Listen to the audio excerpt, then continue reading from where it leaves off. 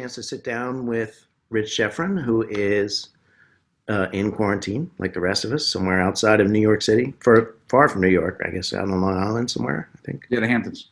In Hamptons. Uh, and I'm sure a lot of you guys have heard about Rich, and you might know his background, you might not. He's been doing this for quite some time. He's worked with several of the top internet names that you're sure to know: John Carlton, Jeff Walker, Ryan Dice, Russell Brunson, and I'm sure many others. Jay Abraham, Michael Masterson. He's been he's been friend of and coach to many of these people, and has a lot of insights to offer. So I thought it'd be nice if we sat down and talked to him today. So hi, Rich. How you doing? Hey, John. Glad to be here. I'm a fan of yours, so should be fun.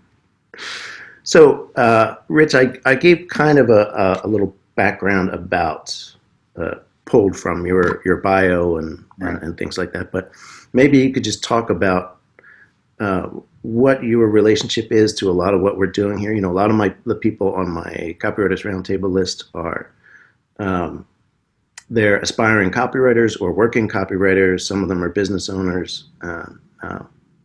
So that's kind of where they are, and I think a lot of them, like a lot of us, are trying to orient ourselves in this world. So your background now is maybe more pertinent than ever. So Yeah, I guess so. I mean, I've been, before I was online, I was in the clothing business, the music business, and then did well there and got out of that business, and then kind of pursued whatever was interesting to me. And then the next thing that was interesting to me was hypnosis, because I found out I was highly hypnotizable, and so it's a very powerful experience for me.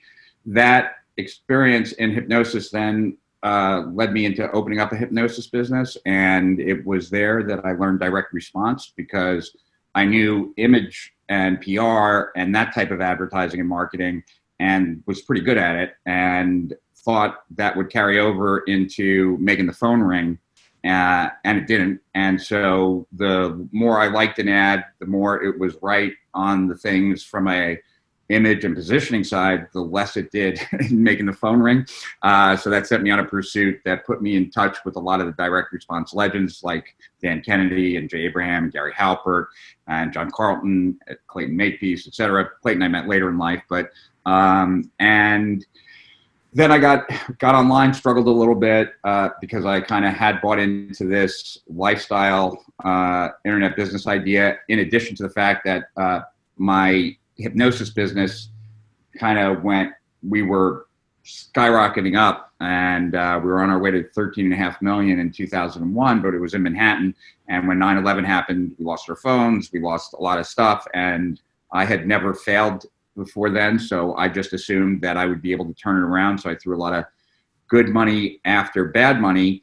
And so the end of my hypnosis period, I remember like having a payroll of over 100 employees and sweating every 2 weeks to make that payroll.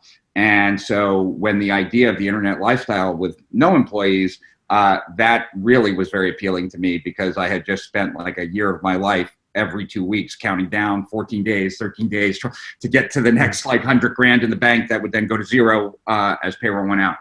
So then I got online, struggled, then realized online business is like every other business. So then I started doing well. And then I did a couple programs with Jay Abraham, and kind of found that my spot, while good at marketing, and I think that's one of my best skills. The other side of the skill I have that maybe a lot of other people online didn't have was really how to build a business, how to grow a business, how to bring in, team members and really get your business to a place where you're kind of irrelevant, as opposed to the spoke in the middle, being so critical to the business that you never get a break. And so I've been doing that, I guess, since, it's been like 17 years of that, and have built a reputation, I guess, of being very good at it. So I get a lot of calls. Pretty much when people call me, they're not calling me when things are going really well. They're calling me when there's a problem that they can't solve. So par for the course, I guess. Like these kind of periods of time are times that I'm very much used to, because even when things are going great, for the world, it's not going great for a certain entrepreneur, and that's when they call me and have a problem. Right. So would you say do you find yourself advising more about building a business, just a general business strategy, identifying somebody's strengths that they focus on in a business, or are you more specifically focusing on marketing challenges? And when you talk about the marketing, is it the I mean, I think one of the things for people who are just kind of considering getting into some kind of business, changing their industry, they start reading all these things. They don't know, what the difference is between the strategy of just figuring out what kind of business to launch, or the strategy of how to get names and things like that, the technical aspects of marketing, and then the parts of marketing that sounds like copywriting, like the psychology of the customer and figuring out what prospects want, things like that. So when you're advising clients, I imagine many of them are entrepreneurs who've been in it for a while. They have sizable businesses. Their concerns are going to be different than somebody starting out. Some of their concerns, and some of them are going to be the same. So what do you find yourself focusing on with those people? Both. I'm going to turn off this light behind me because I can see. Sure. Right. So, yeah, wide range. And I know a lot of my peers or colleagues like to kind of stay away from the beginners because they're so non-knowledgeable. But that's never bothered me. I like working with anyone that's ambitious and is willing to roll up their sleeves and do stuff. So yeah, it's a wide gamut. I wouldn't say that I'm the best person in the world to help someone discover what their strength is or something like that. Ideally, I can give some instruction and some guidance on it, but I don't know that, I'm not a psychologist. And so ideally, that at least some thinking has already been done there. I certainly have a lot of clients that I've helped with that, but really where my expertise comes in is that once someone knows something like that, how do we package it, build a business around it, and then how do we grow that business in a way where the person at the center isn't necessarily having to do it all. And yeah, for copywriters especially, there's this Dan Kennedy, I don't know where I came across it, but Dan Kennedy had a story, and I shared this story the other day, and I think it's just a great story for where we're at. And that is that when he was growing up, he grew up in Ohio, and there was in Ohio on New Year's Eve, everyone went to the same restaurant. Like that was the New Year's Eve party to go to. And, it was packed, the whole town, right? You couldn't, like the bar was packed. People would reserve tables 6 months in advance. And they had 4 valet parkers there. And those valet parkers were friends of Dan because of the same age group. And the night before New Year's Eve, they'd all be praying, not Dan, but the 4 valet parkers, for the worst weather possible. Because when the weather was really bad, when it was snowing or hail or whatnot, the valet parkers would have a tougher night that night, but they'd get like 4 times the tips, right? Yeah. Because there's a lot more value to parking someone's car when it's a really crappy night out than when it's a beautiful night out. And fortunately for Dan, he lived in Ohio, which has generally crappy weather. So, his friends were able, more often than not, to make that 4X. So you can kind of think of the world as kind of being that right now, right? And copywriters are kind of like valet parkers in the sense that, in times like this, someone who can move the needle and make sales is even more valuable than before. And in times like this, what's really going to determine what you make, aside from your ability to market it, is the value that you provide. And, you can't market no value unless you're trying to find the idiots of a market, and that's never really a good strategy. So, who can you provide value to? And is that now actually, like, because of the world that we are currently in, is that value more valuable?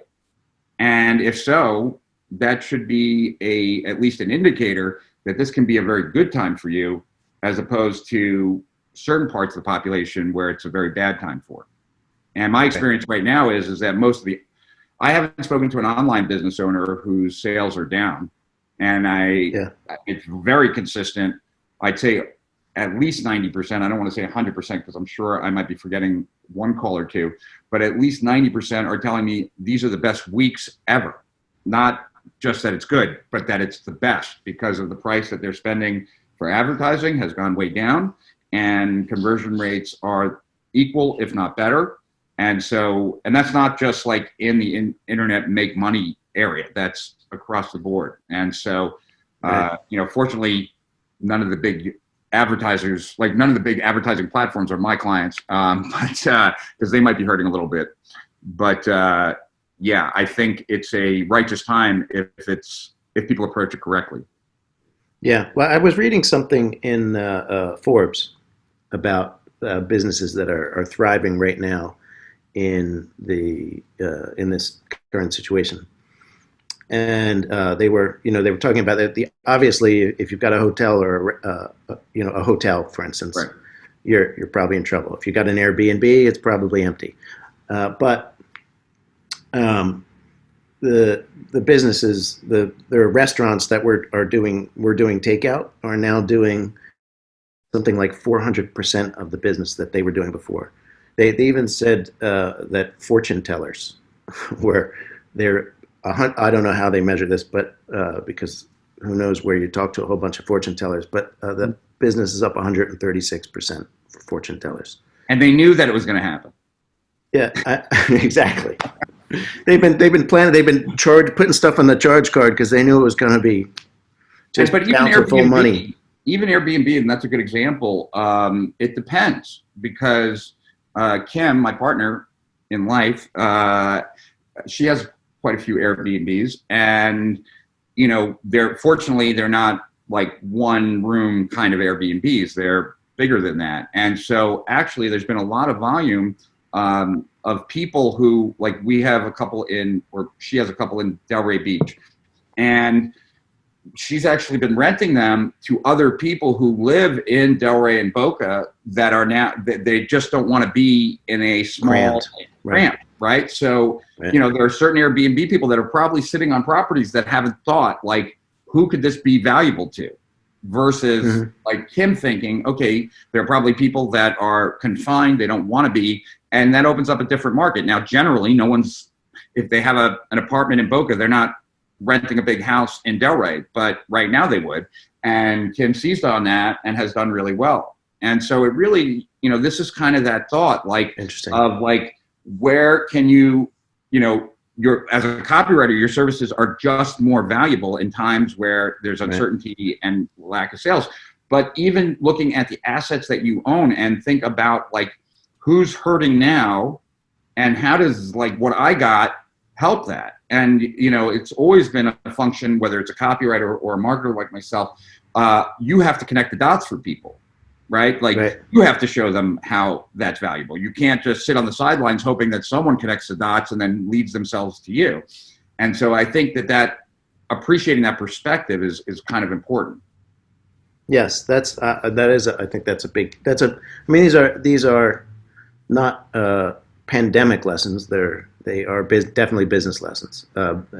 Seeing a need, filling a need, going along and finding people. I mean, I have had over the years many readers that have written to me saying, "I'm trying to figure out how to get started, and should I buy this course and buy that course?" And a lot of the people that are my friends and colleagues, they are selling courses, and they're very good courses. And I think there's a lot of value in always educating yourself. But I do try to tell people, like, look, you've got that course. Why don't you finish it and then try and apply it? Yeah. Just go find somebody and say, I'd like to, I'd like to take a shot at writing this ad. I like your product. Or, I saw this ad and I think I could improve on it. And now we're in a situation where everybody is reevaluating their approach to finding new customers and cracking into new markets and maybe reorienting what they do. And that is an ideal time, I think. It is an ideal time. I would say the only copywriters that might not be in an ideal time and might want to switch their specialty is in writing newspaper ads. I think this is gonna I hope the government doesn't step in and save the newspapers, but that's just my personal opinion. I think this has greatly accelerated the death of newspapers because who's going out, at least in New York, who's going out and buying newspapers, and so there are certain areas that are going to be hit, especially offline retail. That's not a good scenario. I think also offline retail has been hurting for a while. This has just greatly accelerated it. And my experience in retailing is that newness sells, and every store is pretty much sitting on their inventory, not selling it. And when they reopen, they're going to be, in the fashion business, they're all going to have last season's clothes. And I don't know how they're going to even survive that, any of the department store stuff like that. So, but outside of that, I can't think of very many industries where copywriters can't play more of a role now than ever before. Yeah. Well, something else that struck me when I was reading that article I mentioned in Forbes was they were of course drawing a connection to businesses that have some kind of online component, some kind of ability to deliver their product if it's a physical product. How those ones are doing better, which is obvious that would be the case. And I was thinking to myself how hard it is to believe that there are that many businesses out there that don't have some kind of online component, and yet they. The majority. Yeah, a lot of them, a whole lot of them, and some of them clearly it would be very difficult because of what industry they're in, some kind of service industry or something that you just can't replace that. But it does seem like, nobody wants to capitalize on catastrophe and bad times, but you've got to do what the situation requires. You mentioned the news. I like good journalism. I like to read good writing and analysis by smart people. And I hope the newspapers figure out how to keep doing that with some different model. See, I guess I just don't see. I don't want to rated. I think you can have great journalism and it doesn't need to be printed on paper. That's all. Yeah, that's me too. When I say newspapers, I'm only using that as a orienting thing for the industry. I think newspapers are dead as well. But I think that the thing is that I don't think I think there certainly is something wrong with gouging people and capitalizing on people's unfortunate, right? Or, but that doesn't mean that's not this. And that doesn't mean that you could make more money now than ever before by just providing more value than ever before. And it's one of the reasons why, I can even charge a high rate in general, because by the time someone comes to me with a problem, they've already tried all the easy things. If they had an easy answer, they wouldn't come to me, nor should they come to me. They come to me after they've struggled with a problem for a year and a half, gone through every course and tried to figure it out on their own and can't. And so my time with them is very valuable to them because they've already exhausted every single easy thing. And it's the same here. It's you can be more valuable now than ever before to any business that doesn't know how to write copy or to bring in business online through compelling, sales letters or whatever marketing devices that the copywriters could create. So I think people have to separate profiting, right, versus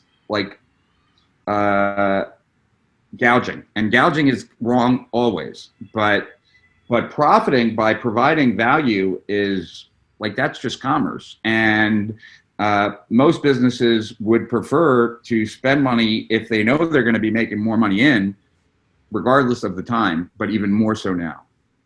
Right. So when you are, I think that this is a good way to talk about the meek and meek to the bold thing that you talked about in the video that first made me think about asking you to talk on the Copywriters Roundtable thing. And you're basically saying that in times like these, that you can't sit back on your haunches like that. If Well, you can, but you can, but but yeah, you'll pay you're for going to it. watch. Yeah, you're going to watch parts of the market like get capitalized by other people because, like I said earlier, advertising costs are down. In my whole life online, which spans 20 years, I have never seen the price of advertising go down, ever. Like ever. Not during the Great Recession of 2008, not in 2001, like never, right? So this is the first time I've ever seen advertising costs go down.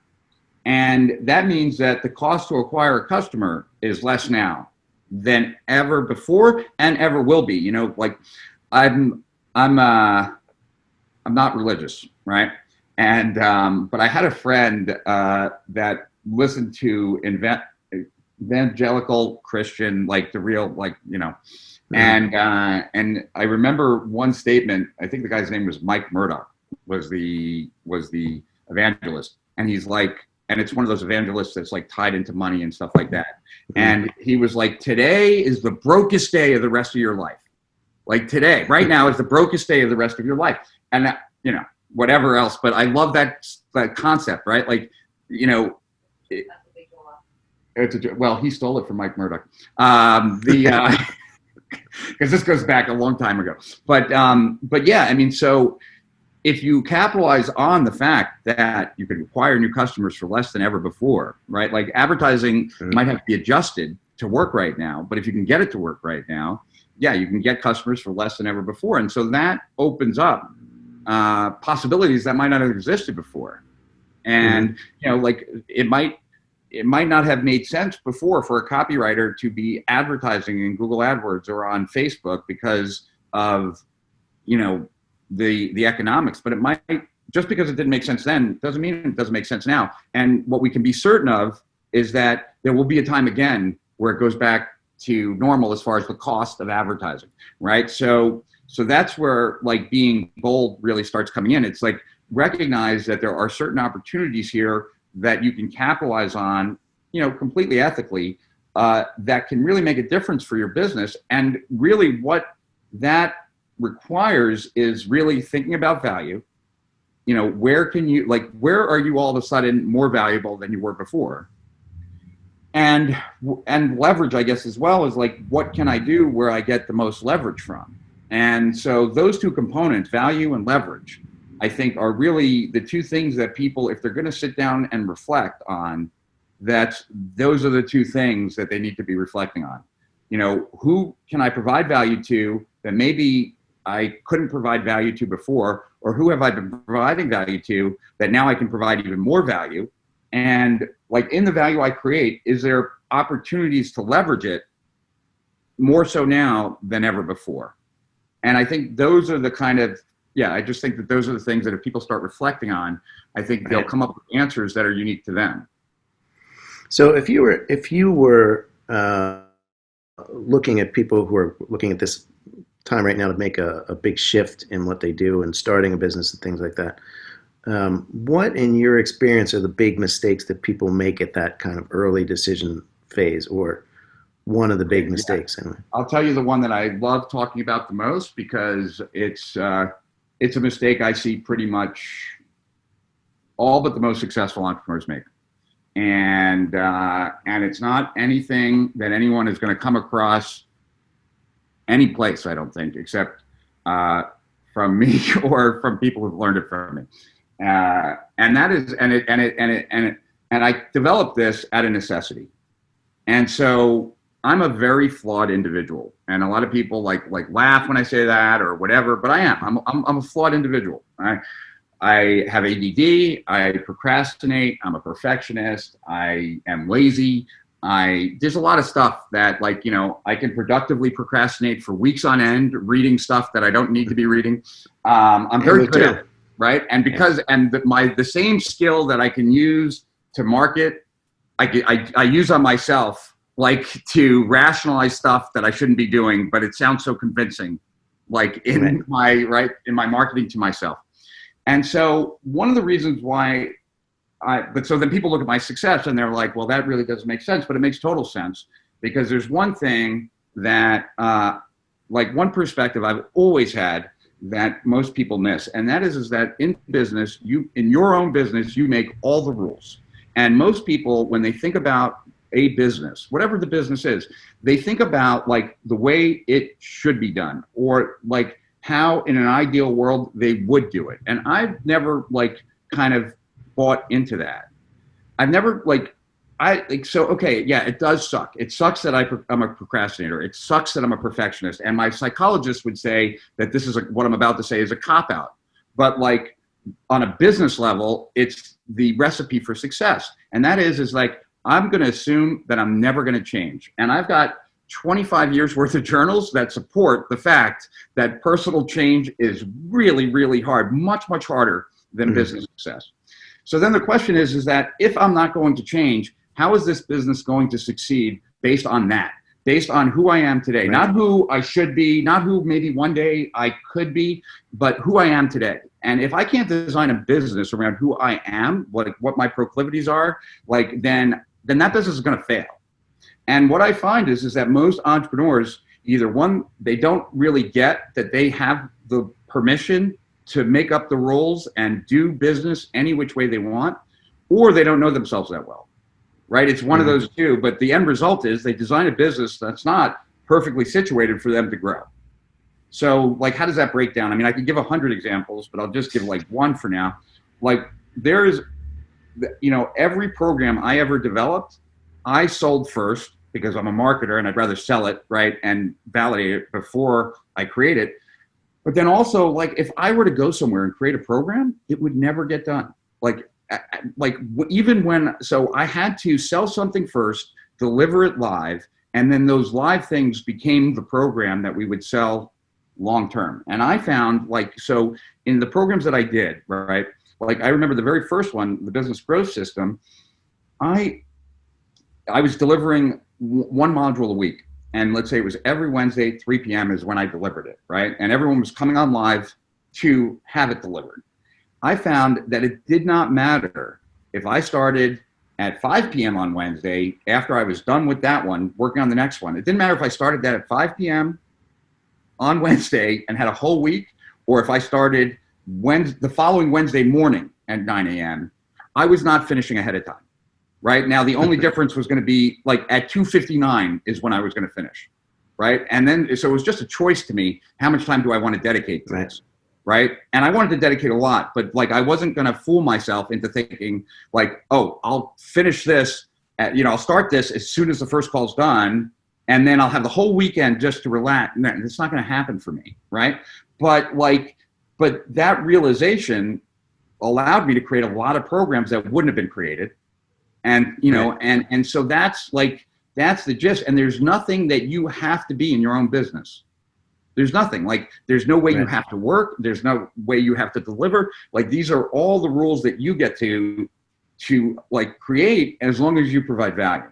And so I'd say that is the number one mistake, hands down, that I see consistently, because I don't see anyone really talk about it.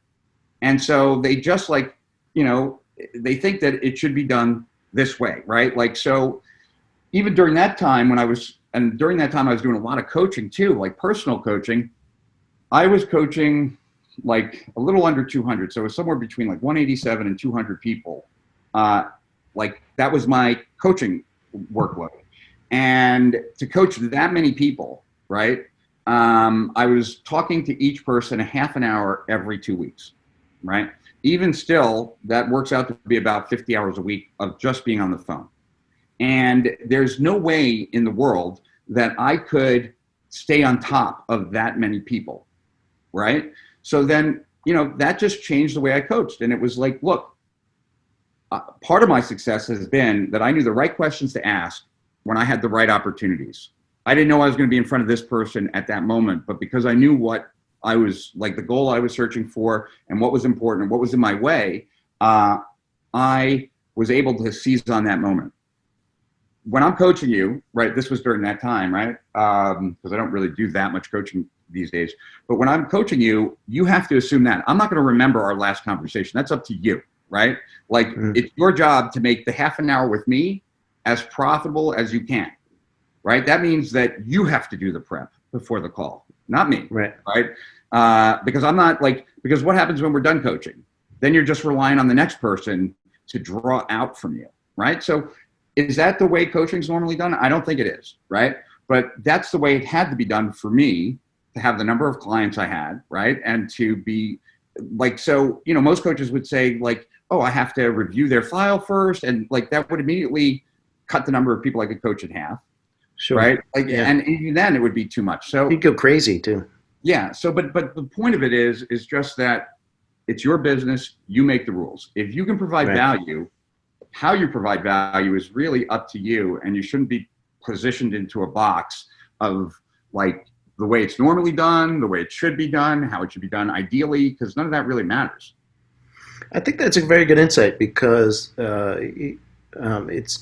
it's like people who want to get in shape, and they say I can't get in shape because I don't have that bike that was in the, you know, with the screen on it, so I can do virtual rides through the country, or I can't get in shape because I don't have the right sneakers, or etc. The aspirations are kind of an abstract version of that bike. That aspirational person. It seems very respectable. It seems like a good thing to want to be the person who gets up at 6 a.m. and does all their stuff or whatever. But if you're not that person, and you're never going to be that person, you'd be crazy to be the one who says that I'm going to become a chicken farmer, or you know, who gets up early. So yeah, I mean, I've done a lot of projects with, like, in the past, like I did a bunch of projects with Clayton Makepeace. Clayton Makepeace at that time was getting up at 4 a.m. yeah. Like, me getting up at 4 a.m. is insane, but me staying up till 4 a.m, relatively easy to do.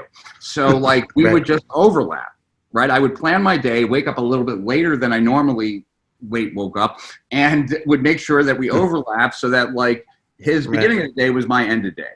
And it was just like, that's just the way it's going to be while I was working with Clayton. Like I was totally fine with it. I had the choice. I could get up at 4 with him, or 3:30 or whenever, but like that just was so unappealing to me, because then I'd have to go to bed at like 6 o'clock at night.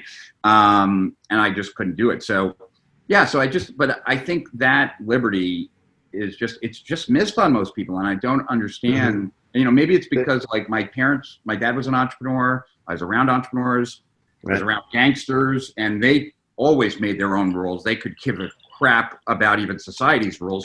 So yeah, I don't know. Maybe it was like my past, but yeah, that is. Well, I think it's your past, your culture, or something like that. It's you're trying to impress somebody who's not really watching.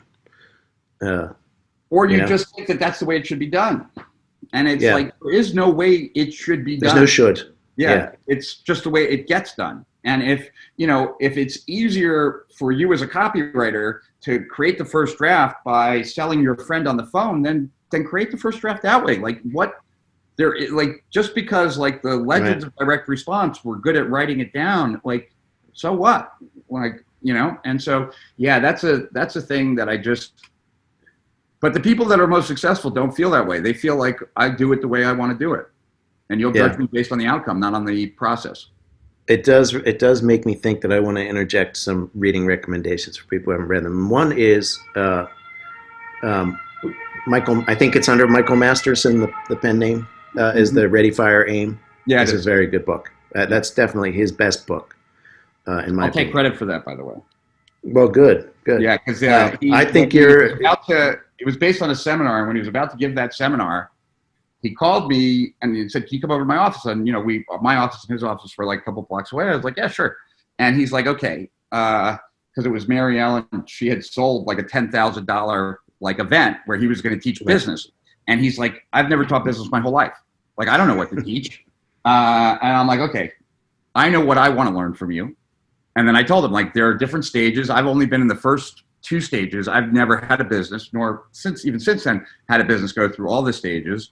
And I was like, I'd really like to know what's like how it changes. And then I gave him a book, Blueprint to a Billion, which also like talked about stages of business growth and like what would be different. And that's what like was the basis of his presentations and then the book. And my experience was that I guess I'm a much better entrepreneur than leader or manager, because like my businesses would get to 1 million so much faster than Michael's, or Mark. And, but then like and it would get to 5 million or 10 million so much faster than Mark's. But then that was it. Right. And then, like, his businesses would just keep growing, and mine wouldn't, because I think then you have to give up on it just your way. Right. Right. Mark has got when he's into Mark Right. when he's on a path of something that he wants to do, he's a very determined person. Yeah. Which very, very methodical, not methodical, relentless. Relentless, and he's willing to do it whatever way he wants, like whatever way he feels he should do it, right? Like, but him personally. Right. And I think that's the Ready, Fire, Aim is a very good book for people to read, because and it doesn't matter whether you're a copywriter who's serving a business or you're somebody who wants to launch a business, because even the copywriter has to understand the psychology of the business that they are working for or accounting as a client. It shows but even in like Clayton's, right? Like in Clayton's model, like that was a different kind of model than most copywriters like follow, right? Like I will work for one company. You will pay me 10% of the gross that I'm responsible for, and I will be here every day, writing copy every day, putting out stuff. Like I would be your whole marketing arm, and but that worked for Clayton. Maybe other people would want to kill themselves, because like it's part of the allure of copywriting is being able to discover new things and get excited by new things and learn new things. Clayton wasn't doing that at all, right? Like he was but to each their own. That's, I think, the important lesson there. But anyway, I interrupted. Yeah. Well, no, what I was going to say is that it just gives you that clear idea what it is to be somebody starting out, where you're wearing all the hats and you're trying to figure out all those different things. And along those lines, what I would say, though, just to like jump on top of that, is that the easiest way to grow a business or to start a business is kind of what I was saying, like what I had to do because of my issues. Nonetheless, like as a comprehensive model, it's like service to product. Deliver a service that you're getting paid to deliver, that you can productize, because then you're getting paid all the way through. And you're also removing a lot of the risk that you end up with a product that nobody wants. Because if you couldn't sell the service, you're probably not going to sell the product. And what that also allows you to do is bend where you need to bend so that the service is valuable, that the people are happy with it, so that by the time you're done with the product, whatever it is that much more likely to succeed, because it's had interaction with the public, like the famous Mike Tyson quote, right? Everyone's got a plan until they get punched in the face. Like you have an idea of a product, but until it meets the market, you don't know whether that's what the market wants, what they appreciate, and what they'll pay for. Right. Well, the other one I was going to recommend that I think fits well in this is your internet business manifesto, marketing manifesto. I remember what it's called. But it's possible. I'm not sure if that's free online or not. Is it free online? Free. It's free online, and it's like there's an older one, and then there's a 2006 final chapter one. No, what happened was that I was coaching, and I was coaching a lot of the big gurus that people know of, and that was the time that first coaching program. I just didn't know what I was going to be teaching. Didn't like say nothing has changed. I just had a guarantee. I had a guarantee that I would double the amount that you're making now, and I would cut your work hours in half. That was the guarantee, right? So 4x. And that I wasn't going to be done until that happened. And so I thought I could do it in a year, and it ended up taking me 18 months. So my original coaching program was 18 months long. Then I had a project with Agora that was going to start 3 months from then. And so I was looking at 3 months of not very good cash flow, and I was like, there's no reason for me to do that. So what can I do in this 3-month window to make some money? And so I decided I would create a 11-week version of my 18-month coaching program. And I felt like I could, because there was a lot of things that I taught that I could have made simpler, that I could have gotten rid of, like, but I didn't know that until I had started teaching it. Like, you know, when I taught project management, I taught project management with NAT charts and like timelines, and all that was so complicated for people, and they didn't really need to know that. They needed to know the basics of project management and things like that. So I felt pretty confident that I could, you know, I could teach it in a short period of time. But then the next question was, well, where am I going to find the customers? And I was hoping to get like 10 clients. That was like 10 or 12 clients just to kind of work with over the next 11 weeks. And then I'll do this project with Agora. And like, that was the thing I was really looking forward to. And then I wrote the Internet Business Manifesto, and that was based on a few things. Like, it was based on one, I remember listening to a Dan Kennedy interview where he had this boot camp, coaching and consulting boot camp. And it came with like 4 follow-up calls.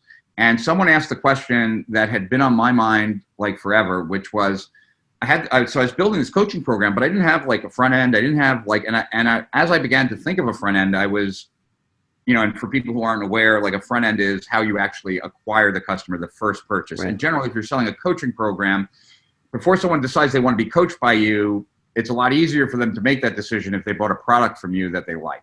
And so I was kind of felt frozen, because I was like, well, I don't want to cannibalize my coaching program. I don't want to take the good ideas like from my coaching program and put it in a front end. And yet I'm putting everything I know in my coaching program. And so someone asked that question, that exact question. I still remember his answer because it was that like powerful to me. Kennedy just laughed at him, would have been laughing at me. And thank God I didn't ask the question. And he said, Bubba, that was his answer. Bubba, you just don't get it. You take the best stuff from your coaching program and you put that in your front end product. So that was like, oh, okay, I get it. And he's like, because then that's what's going to make them want to buy your coaching program. So right. I was like, okay, I get that. And I just didn't even, and so the next thought was, well, I don't even have time to create a product and then sell it. And then, you know, then that opens up a whole thing. And Michael Masterson, Mark Ford, and I, we always used to have these conversations at night about like, what is marketing? Like, if we had like, because Mark likes to theorize and I like to theorize, you know, it makes us happy to come up with concepts that we get intellectual entertainment on.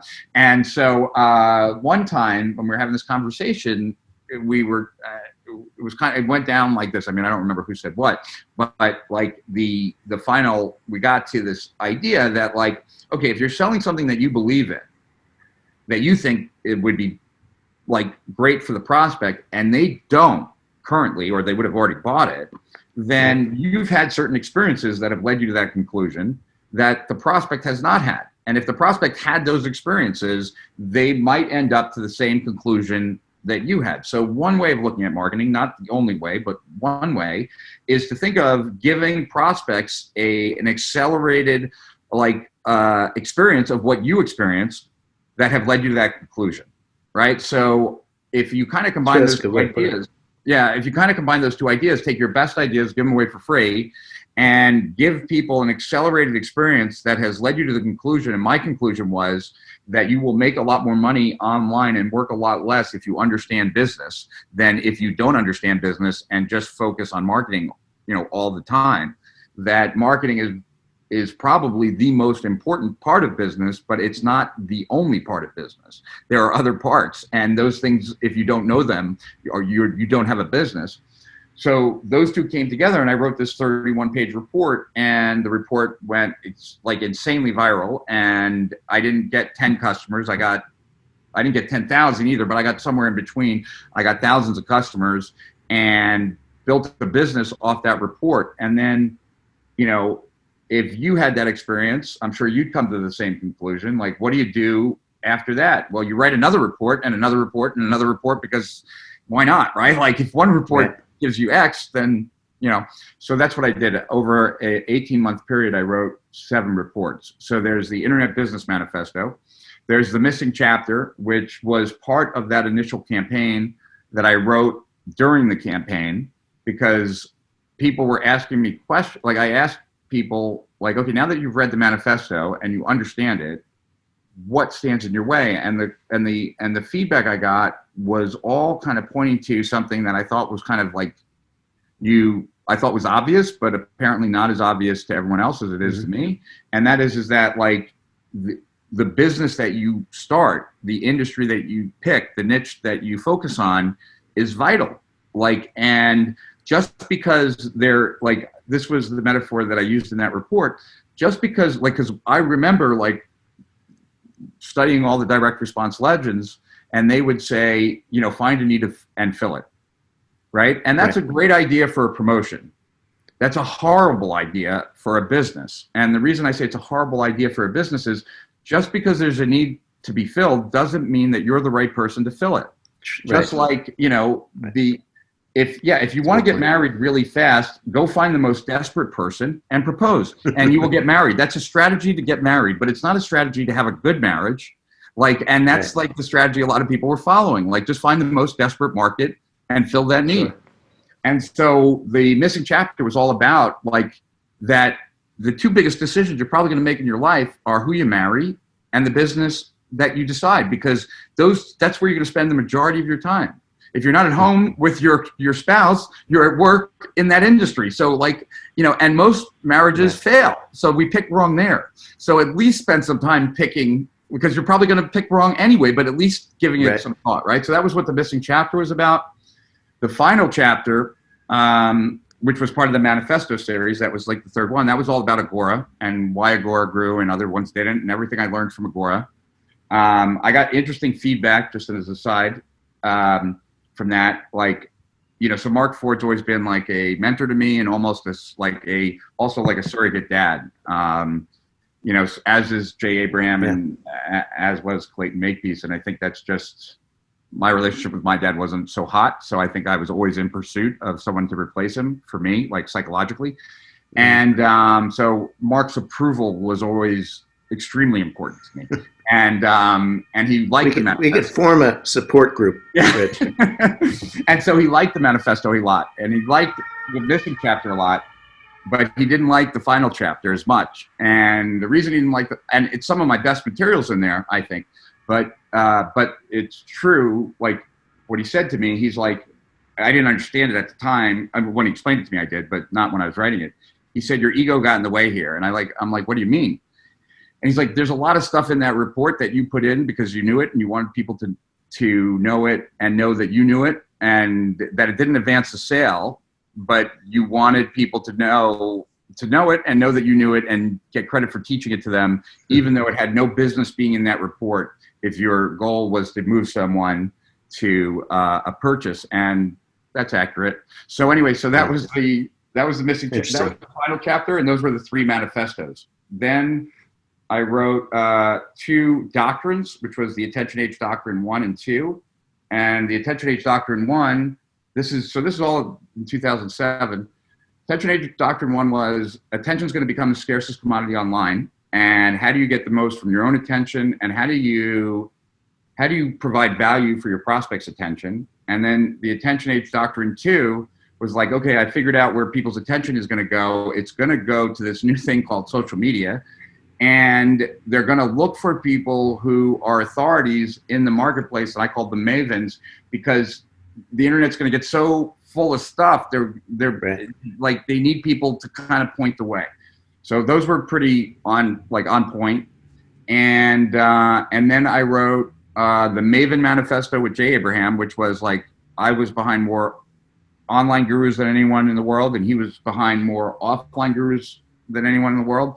And so we kind of compared notes, and it's like, okay, here's how we establish gurus or mavens or authorities in a marketplace. Here are all the ingredients we use to kind of bake the cake of a guru. And then the final report I wrote was the Entrepreneurial Emergency, which was all about really how the range of options just increasingly grows, and people are placing so much importance on some initial decisions that they get frozen.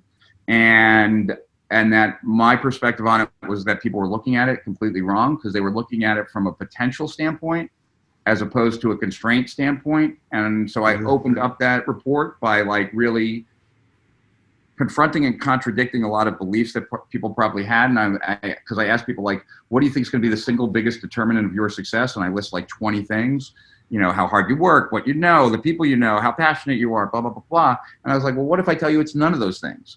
because all those things just really define your potential.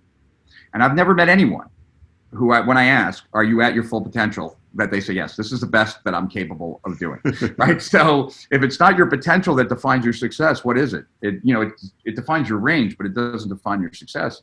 It's the constraint. It's the constraint that prevents you from tapping into your full potential. And most people don't even know how to think about that. So then it talks about how I discovered that and what I think people needed to do to understand constraints and think through that lens. So there was the Manifesto series, the Doctrine series, and then some random ones, right? And I kept writing them primarily because I didn't understand why the Manifesto worked so well. And I wanted to keep writing them until I could understand, because I was hoping to get 10 clients. And like my whole life changed. Like there is before the Manifesto and after the Manifesto. That's like my life was one way, and ever since that time, it's been a totally different way. And so the second best report that I ever wrote as far as sales and virality, et cetera, was the Entrepreneurial Emergency, because I finally had figured out what it was that at least outside of like the right message at the right time, which is certainly a significant part of it, where the message had to focus on and why. And so that's why that was why I didn't need to write a ninth report. Right. Well, I think I know of a site that has a few of these free online, or I don't know where to find. I mean, unless you're worried about losing your royalties, but no, they're all free, and all those reports are free. Like right. They were all and just to be clear with people when they read them, because you have a copywriter's audience, they were all designed to sell something at the end of the day. I write other reports, and those reports are totally different than all the reports I just mentioned, because those are for clients. And so at that point, I'm telling them what to do and exactly what to do. And I don't really care if it's difficult or not, because you're my client and I'm just going to tell you what needs to get done. Right. The reports I just mentioned are all true. Right. But they're more about mindset, because I've always sold stuff that no one else was selling, because it was what I believed in, like what that conversation with Mark, like I had been led to certain conclusions that the market hadn't. And so each of those reports was getting people up to a perspective that I had, that if they had that perspective, they'd appreciate the product. And if they didn't have that perspective, they'd be like, why would I ever want to buy? Like, that last one, the Entrepreneurial Emergency, sold a course on theory of constraints. But this is back in 2008, when almost nobody really knew of theory of constraints. Not that it's so well known now, but like more people know about it now. Right. But no one was interested in it. So like, why would you be interested in a course on constraints? Well, you wouldn't be unless you already had come to the conclusion that you're not at your potential, that you actually are sitting on a lot of potential, and you don't know why you're not getting more of your potential, right? So those reports were all about shifts of perspective. I think they're all shifts of perspective that are beneficial, but that's what we're designed to do.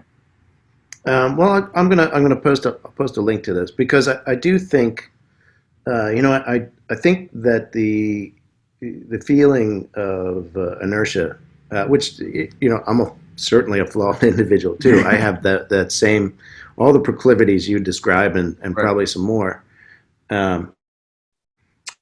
But there's always that feeling that there's some aspect outside of yourself that you haven't figured out yet, or you don't know the name of yet, and that's why you're not doing something. But what you're describing it's a little more difficult to put your mind around, because it is abstract. But it is a mindset issue. It's like, look, stop. Don't make the 30-page to-do list and feel like you've accomplished anything, because you haven't. You need to figure out, okay, what can I do right now? What's like a one thing I can do right now to get started, see what happens, build on it, and what are my capabilities going to direct me, and where they're going to take me. So, and what I would say also is that, like,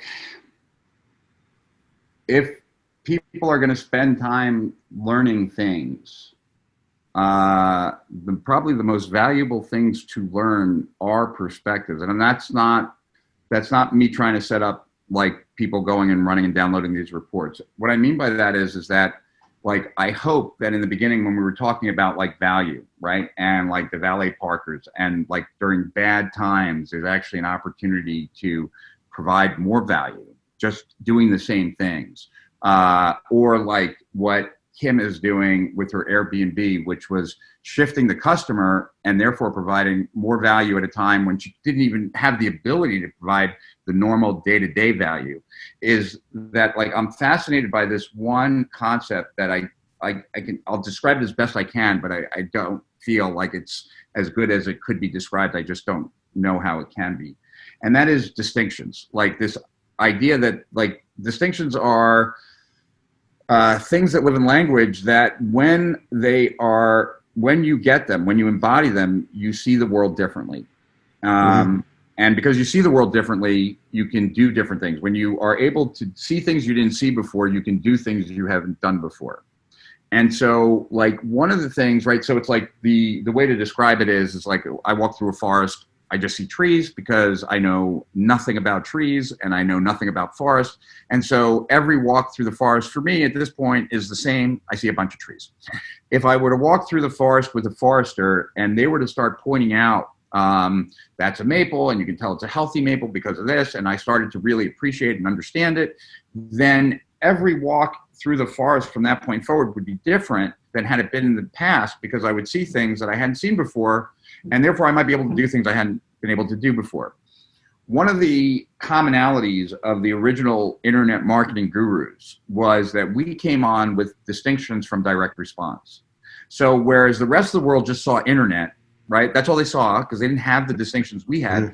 We saw, like, customer acquisition channels and ways to increase lifetime value because we came with those distinctions, because, like, those distinctions existed, right? So tying it back to what we were talking about at the beginning of the call, like the beginning of the Zoom, like what I hope people take most away from this are, like, ways of looking at the world just a little bit differently, so then they might just be able to spot the opportunity that works for them, because not that the landscape has changed, but the eyes that they have that is looking at that landscape has changed, because they're bringing a few new distinctions, like, to that landscape, if that makes sense. I think that's a very good point. It's probably a good time to way to end the call, because we've used up a lot of your time here, and I know you got yeah, I'm sure you've got other Zoom calls that are piling up. But no, I think I could go on for forever. I would prefer if we were sitting at a bar with a couple of beers and doing this. But I think, just as you were saying that about the walking through the forest and the trees, getting the insights from somebody else, I think it also comes back nicely to what David Ogilvy said in Ogilvy on Advertising about the hiring criteria that he used to tell the people in his ad agency for copywriters, that they have all kinds of different qualifications and experience and coming at different ages, et cetera, but that the one thing that seemed to be more of a determining factor of who's good and who's not is the level of curiosity that person has, the inquisitiveness that they have, because, and of course that can be a curse too, because you can go down too many paths. But if you're not asking the questions, you're not going to hear what that expert says. So the whole world is, for better or worse, thrown into a situation where we have to start asking questions about what we're doing. So it is an opportunity.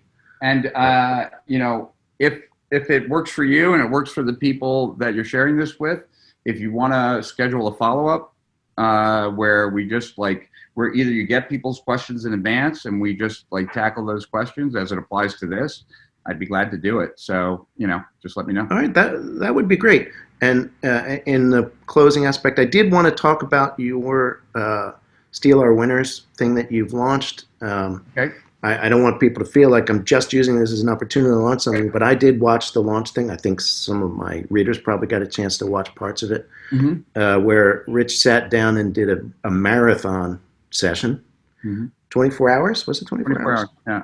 24 hours with just about every marketing, copywriting, internet guru, business people, and had conversations like this, and a lot of really fascinating stuff cropped up. I know that some of those are going to also probably be available for free at some point to rewatch.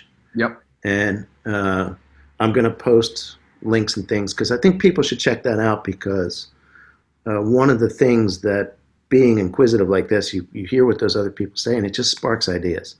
So Yeah, so just to talk about that for 1 minute, yeah. it's the program is called Steal Our Winners, and it's kind of like a hybrid newsletter / membership / whatever. And what it is every month I talk to about 10 of the top people, like online in some capacity. And I have about 50 contributors, but the 10 I talk to are the 10 that have something to share. And what they're sharing is a strategy that is currently working that most people have no idea of. And they share it over a Zoom call like this, and then we take it and we turn that into a strategy document, like step-by-step blueprint how to do it. And people, the members, get the strategy document and also the interview if they want to watch it. But this way they don't have to watch any interviews of that they're not interested in, because they know exactly what we're covering and where we're going with it. And there's no format to it specifically. It's a conversation. Some of them are short, some of them are long, depending on what's being shared. So right. Like ones from last month that are just too fresh in my mind that just really show the range, right? Is one was with Nick Shackelford, who's one of like the top e-commerce guys. And he, like one of his products that most people are familiar with is the fidget spinner. That was him, right? Okay. And so like he walked through what he believes is the best marketing channel out there and how to make a lot of money and grow a business off it. And that's using influencers and how you can do it, right?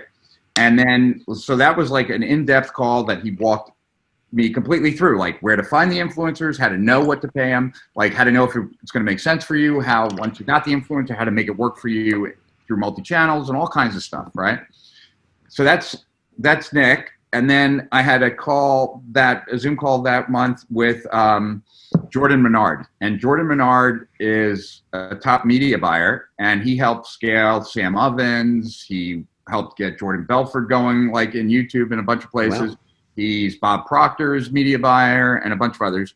And he shared 2 words. I'm not going to tell them because that would defeat and steal our winners subscribers, because it's so easy. 2 words that he puts at the beginning of any text ad that has boosted response. And he proves it. He shows one account after another, shows split test after split test. But that's a very short call. It's just those 2 words, right? And then it's just proving it over and over again, right? Like that. And so it's a wide range. But generally, these are strategies that I would hear, that other people at the top would hear, that by the time the public heard, they would no longer work, or they would work at a fraction of what they did work before. And this isn't marketing hype, what I'm about to say, although it will sound like it. Right now, it's $49 for a year, which works out to be like $4 a month and 40 cents at like one of these strategies. Right. It's not going to last at that. Like once we have the momentum that we want, and we'll have the momentum once we start marketing it. We're not really marketing it right now. It will eventually move to a monthly charge. It won't be $45 a month, but it'll be a monthly charge, which will be more. And then the price will consistently go up over time. So if someone's interested in it, we even have a lifetime that I'm going to kill it pretty soon, because it's just ridiculous. It's, we charge $49 and $250 for lifetime based on just the standard Agora model of what that is. But this is not a standard Agora product. And so it'll eventually, move more out of internet marketing pricing as opposed to Agora pricing. So if people are interested, you can find it. And I genuinely think it's extremely valuable. I have a recording on I was just going through and cleaning out recordings on my voice memos things, just to meetings that no longer matter and stuff. And I have 2.5 hours of recorded voice memo of the launch. Oh, cool. The launch promo pitch, which was free, but it was really just people sitting around talking and chatting and sharing those kinds of ideas. So, I think anybody who is running a business, it's a no-brainer would pay running or marketing. I think that's like instant. Somebody who runs a business and they run across these challenges, to them, that's instant value. They already know that. But somebody who is launching a business, or who, again, understanding how the business that you're working with is thinking. As a copywriter, if you only, I don't necessarily want to talk about limitations. I don't want to become somebody who launches an internet information training business. I love teaching stuff, but I like being solo. I like being in my apartment here in Paris instead of showing up at somebody else's office or getting up at 4 a.m. to do their stuff. Yeah, I hear you. But knowing that this is the kind of things that they're thinking about and that they're interested in is invaluable. That plus also, like, I could, like, a specific one that I'm thinking that's not out yet. It'll be out this month, but I did it already. Mm-hmm. I did a hour-plus call with this great guru, Molly Mahoney. And I saw that one. Yeah. Okay. No, that was in the you saw it in the promo. Like, this is a different one. This is like one I just did.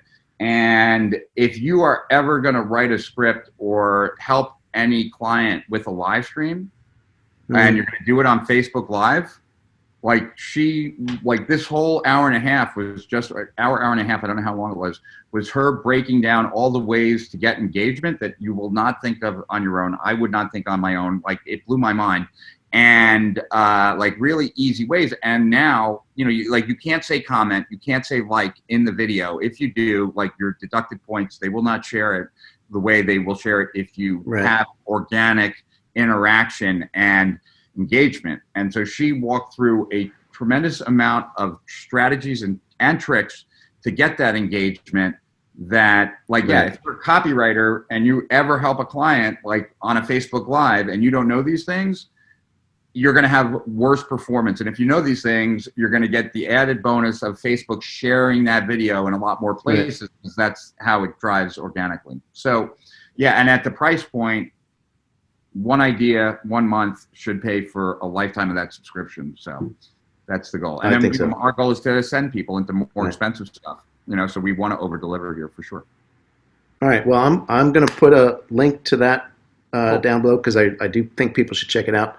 And Rich, thank you very much for your time, and I certainly will take you up on that follow-up. So take care, and thanks to you and Kim for hosting in the Zoom call in your house. So next time, hopefully, we'll be able to get together in person. But, hopefully. All right, talk to you soon.